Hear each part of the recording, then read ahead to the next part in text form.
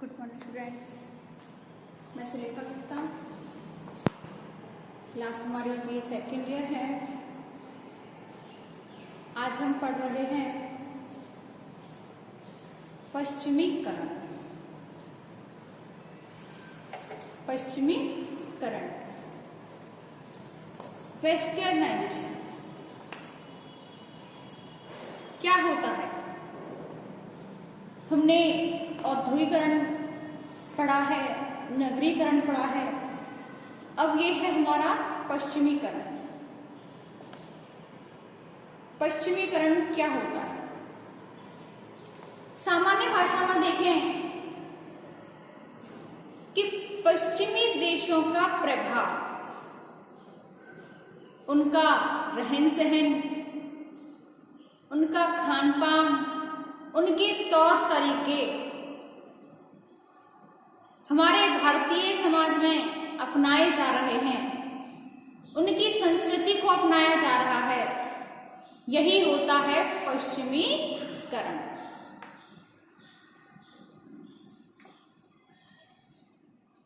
पश्चिमीकरण great Britain के सांस्कृतिक संपर्क का परिणाम है। इसमें श्रीनिवास कहते हैं कि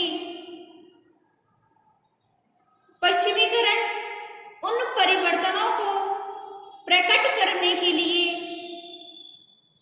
किया जाता है जो भारत में 19वीं एवं 20वीं शताब्दी में और अंग्रेजी शासनकाल की अवधि में जो परिवर्तन हुए थे, उन परिवर्तनों को पश्चिमीकरण शब्द प्रकट करता है। पश्चिमीकरण का अर्थ समझें कि पश्चिमीकरण शब्द का प्रयोग भारतीय समाज व संस्कृति में उन परिवर्तनों के लिए किया जाता है जो 150 वर्षों से भी अधिक समय के अंग्रेजी राज्य के परिणाम स्वरूप उत्पन्न हुए, और यह शब्द प्रौद्योगिकी, संस्थाओं, विचार, मूल्य आदि स्तरों पर होने वाले परिवर्तनों को प्रकट करता है। समाजशास्त्री लिंच के अनुसार पश्चिमीकरण में पश्चिमी पोशाक या वेशभूषा, खान पान, उनके तौर तरीके, शिक्षा, विधियां, खेल, मूल्य आदि को सम्मिलित किया जाता है। और इन दोनों, श्रीनिवास और लिंच, इन दोनों की परिभाषाओं से ये निष्कर्ष निकलता है कि भारत में होने वाले वे सभी सांस्कृतिक परिवर्तन और संस्थात्मक नवीनताएं आ जाती हैं जो इस देश में पश्चिमी देश जैसे कि ग्रेट ब्रिटेन है, इंग्लैंड है, इनके राजनीतिक और सांस्कृतिक संपर्क के कारण आते हैं।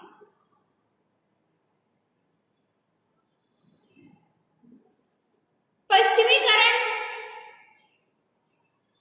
का एक अंग जिसने भारत में सामाजिक सुधार और संस्थागत का सिलसिला प्रारंभ किया था, जिसे कि वैधानिक, वैज्ञानिक, औद्योगिक और शिक्षण संस्थाओं की स्थापना, राष्ट्रीयता का उदय,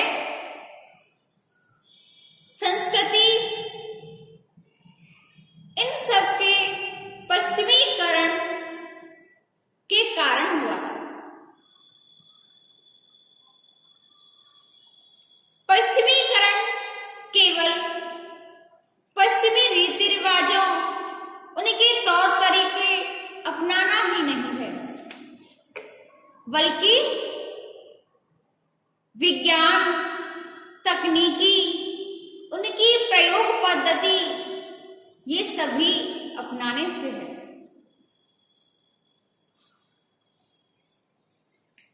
अब आते हैं पश्चिमीकरण के आदर्श, जैसे कि प्रभु जाति के आदर्श, ब्राह्मण, क्षत्रिय, वैश्य रहे हैं।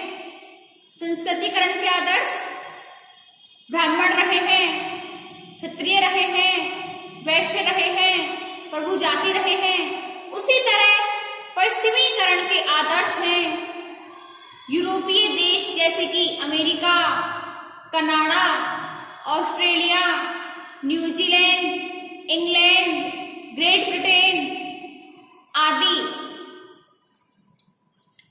इन सभी देशों ने पश्चिमीकरण के कुछ तत्व समान रूप से पाए जाते हैं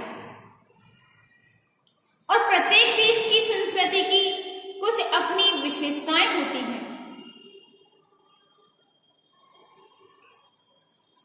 भारत में सामाजिक और सांस्कृतिक परिवर्तन पश्चिमीकरण का अंग्रेजी आदर्श महत्वपूर्ण है।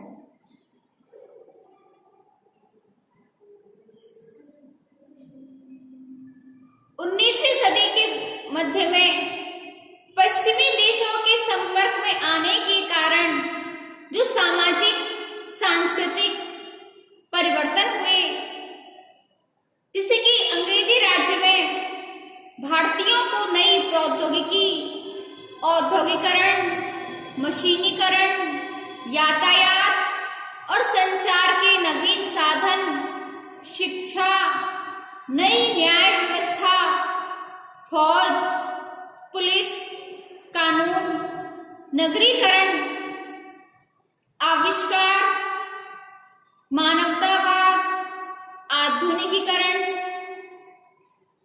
इन सब से अवगत कराया। इन परिवर्तनों की शक्तियों के कारण भारतीयों के खान पान, रहन सहन, प्रथाओं, रीति रिवाजों, संस्थाओं, धर्म, कला, संगीत, आदर्श, मूल्य, विश्वास, साहित्य, शिक्षा आदि में अनेक परिवर्तन आए और इन्हीं परिवर्तनों को हम पश्चिमीकरण कहते हैं। अब है हमारी पश्चिमीकरण की विशेषताएं। जैसे कि पहली विशेषता है नैतिक रूप से तटस्थ।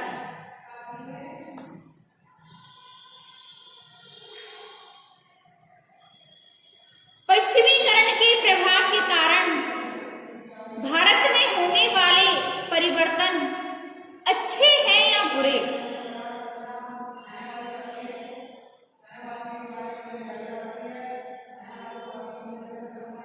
ये तो केवल परिवर्तन ही इंगित करती है। अच्छाई या बुराई के मूल्य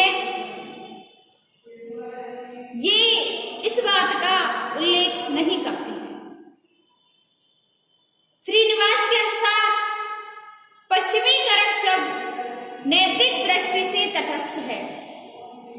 इसका प्रयोग किसी परिवर्तन के अच्छे या बुरे होने का सूचित नहीं करता है। दूसरी है एक व्यापक अवधारणा। पश्चिमीकरण एक व्यापक अवधारणा है जिसमें भौतिक संस्कृति से संबंधित सभी परिवर्तन आ जाते हैं। इसके अंतर्गत पश्चिमीकरण के प्रभाव के कारण उत्पन्न होने वाले वे सभी परिवर्तन जैसे कि प्रौद्योगिकी, धर्म, परिवार, जाति, राजनीति, प्रथाओं, आदर्शों, विश्वासों, मूल्य, फैशन, खान पान, रहन सहन, यातायात, संचार, कला, शिक्षा, साहित्य, न्याय, प्रशासन और अन्य संस्थाओं में घटित हुए हैं।